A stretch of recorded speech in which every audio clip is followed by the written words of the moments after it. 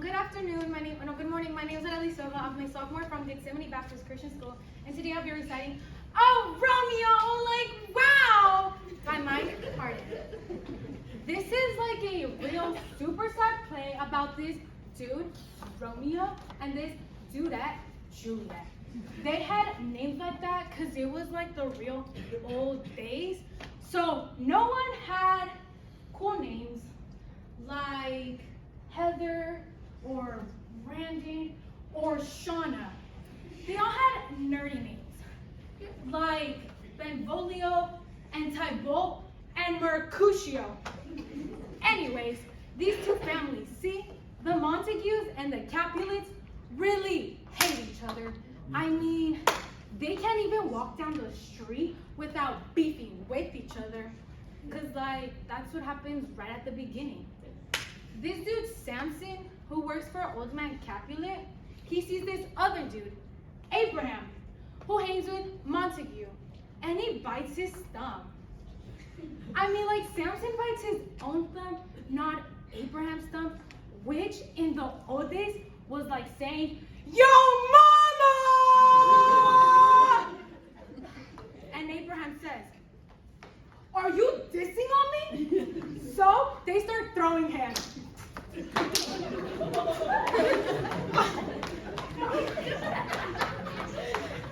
But it gets broken up before anybody gets really busted, you know? Oh, and the prince, he's like the principal of this whole town. He says, "Yo, next time you people get in each other's faces, I'm gonna run that bang!" So then Juliet's pops decides he's going to have this party! But he has to send a servant out to tell everybody, because, like, they didn't even have phones then. But this servant is, like, dyslexic or something. He can't make out the names on the list. So he stops someone to help him read it. It's Romeo. So Romeo looks at the list, and there's all these names of these losers, jocks, and nerds. But then he sees Rosaline's name. She's this chick he thinks is really chill. So he decides to crash the party, which is like easy, see? Because it's a masquerade party. Meanwhile, Juliet's mom, she's trying to fix Juliet up with this guy named Paris. Is that a dorky name or what? I mean, I thought Skander and Griselda were weird. So Romeo goes to the party, even though he's totally bummed because he loves Rosaline and thinks she doesn't love him. But Romeo's homie, Mercutio, tells him, "Chill, just go, party down. There's gonna be some fine bays there." So Romeo gets to the party and starts checking out the chicks.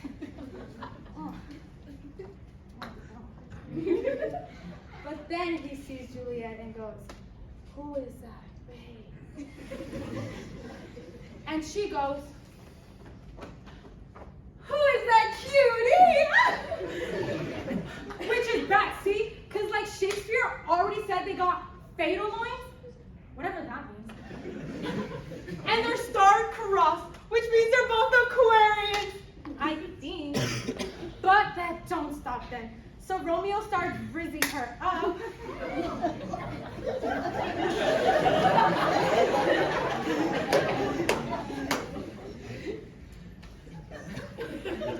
And they hold hands for a while. And he goes, "Oh, then, dear saint, let lips do what hands do." And he kisses her.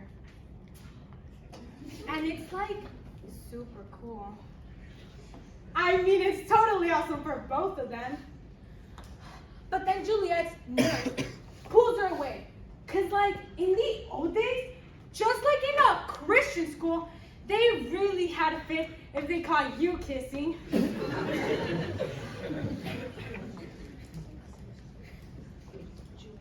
Juliet's cousin, Thibault, sees that Romeo is trying to ease in on Capulet, even though he's a Montague.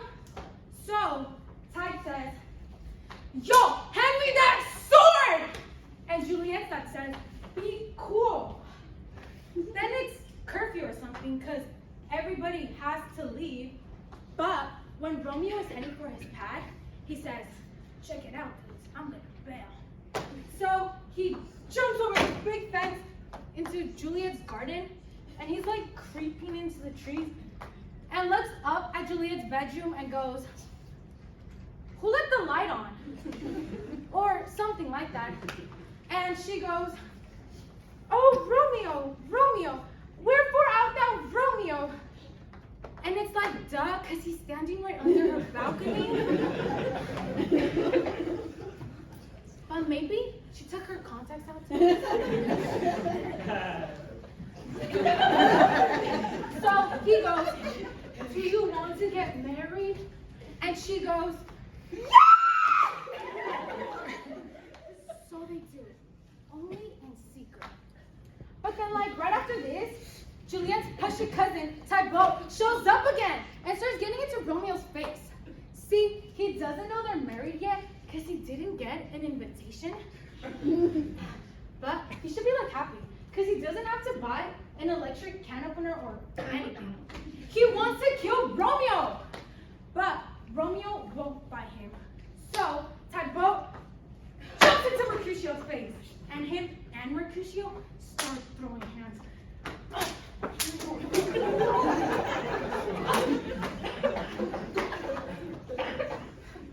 Mercutio gets killed. So Romeo kills Thibaut.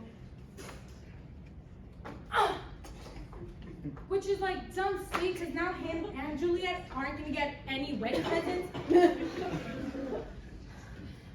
the prince exiles Romeo, which is like being grounded in a whole other state or something.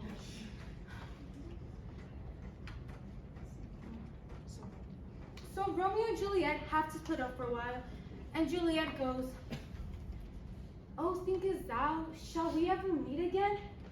See, because some guys act like they like you a bunch at school, but they never call you, you know?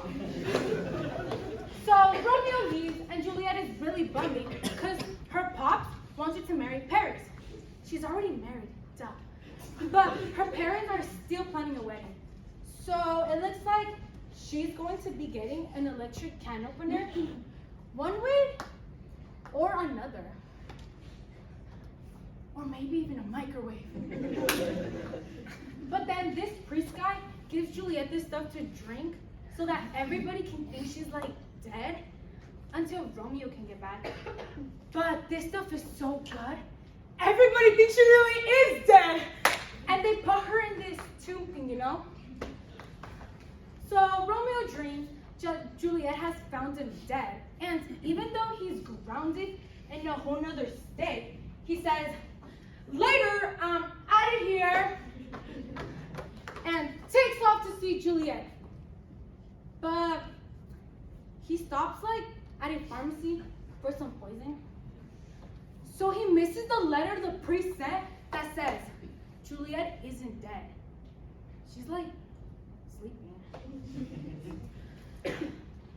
So Romeo sees Juliet and goes, ah, dear Juliet!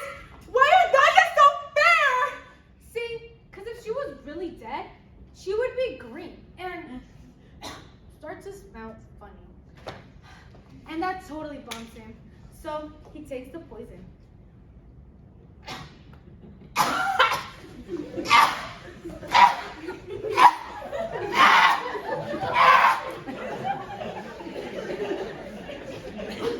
And then, you'll never guess this part. Juliet wakes up and sees Romeo and goes, oh, happy dagger.